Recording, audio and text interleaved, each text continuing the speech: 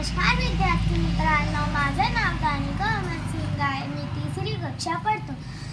मी आज तुम्हाला मराठी कविता सांगतो.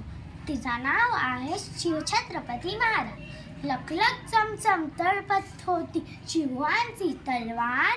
लखलख चमचम तळपत होती शिवांची तलवार. महाराष्ट्राला घडविणारे तेच खरे शिल्पकार. महाराष्ट्राला घडविणारे तेच खरे शिल्पकार. नाही कोणापुढे झुकला, नाही कोणापुढे वाकला. नाही कोणापुढे झुकला, नाही कोणापुढे वाकला. असा मर्द मराठा राजा शिवराय एकला. असा मर्द मराठा राजा शिवराय एकला. इतिहासाच्या पानावर रायतेच्या मनावर. इतिहासाच्या पानावर रायतेच्या वनावर. मातीच्या कणावर आणि विश्वच्या प्रमाणावर. मातीच्या कणावर आणि विश्वच्या प्रमाणावर राज करणारा राजा म्हणजे शिवछत्रपती राजा. राज करणारा राजा म्हणजे शिवछत्रपती राजा. निधड्या घाटीचा दणकट गणाचा मराठी मनाचा.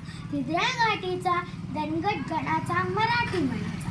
भारत भूमीचा एकच राज छत्रपती शिवाजीराज. भारत भूमीचा एकच राज छत्रपती शिवाजीराज. छत्रपती शिवाजीराज. सूर्य उगवले नसते तर आकाशाचा रंगच समजला नसता. छत्रपती शिवाजीराजा नसते तर हिंदू धर्माचा अर्थच समजला नसता.